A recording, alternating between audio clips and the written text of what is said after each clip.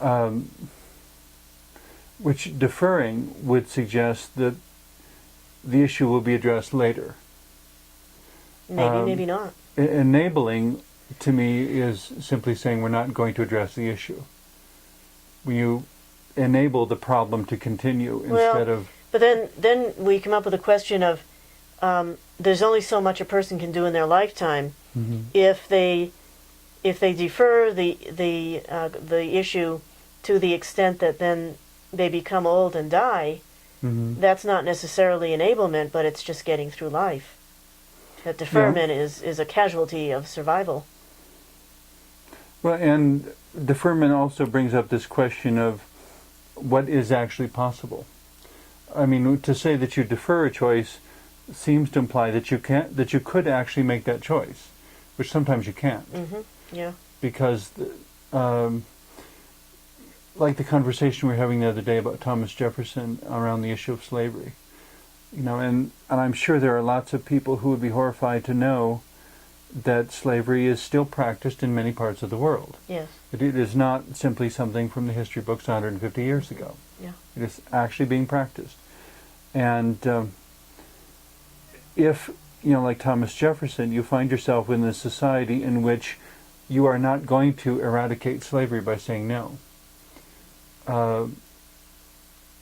is it, granted it's extremely questionable, but is it enough to offer safe harbor to people who would otherwise be abused as someone else's slaves? I don't know. And I mean, there are people who buy slaves mm-hmm. in order to protect the people. And that's a very controversial thing to do.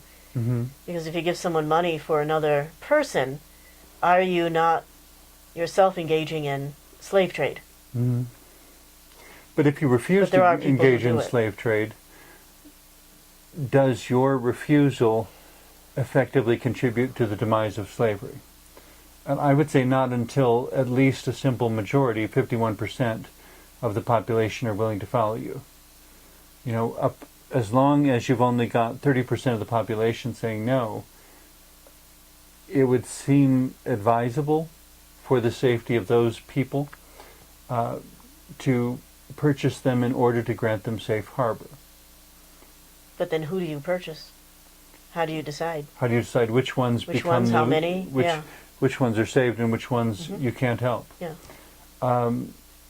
I suppose to me the truly decent person is the one who's willing to embrace the anguish of the decision.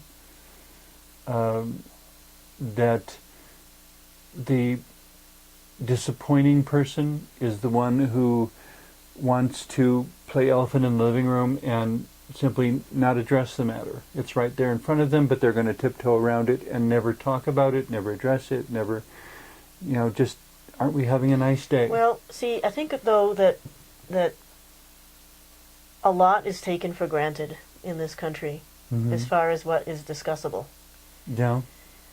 And but the point humanity keeps colliding with at the moment is this question of cultures coming together and of how we don't define gender the same way and we don't define roles and responsibility the same way, and it's not being, as you said, it's not discussed enough, it's not discussed openly. We don't even know that we're not on the same page. Yeah. That's true. There are many pages. Mm-hmm. There are many pages. But there are many places where these things are not discussable.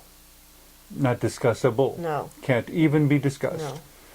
Because society's threatened by the discussion. Political ramifications, military retaliation, all kinds of reasons.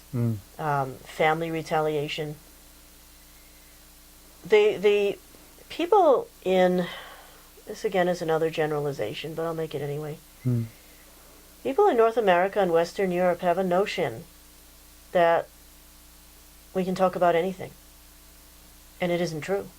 Yeah. In many parts of this world, only it's within not true. certain contexts. Yeah. And with certain you can't participants. discuss. There may be the hugest elephant in the world ever, in the room ever, but it's not discussable. Mm-hmm. Gender equality in India, for example, is discussed by the intelligentsia, is discussed by the activists. There are things in the newspaper about it. But in average conversations in families, in villages, never comes out. It's just not discussed. And if anyone tried to, it would be too aberrant for people to even address. If it's a girl, you'll find yourself married off. It happens every day. Railroaded into maintaining the existing system. That's right. Because you're too dangerous. Lots of thought-provoking, interesting things to consider. Final thoughts you'd like to leave our viewers with as we collectively all continue on this road to our global community, hoping we don't kill each other? Well, women are more than half the population. Despite efforts to eliminate the female population in some places and over history. And obviously the way we have to move forward.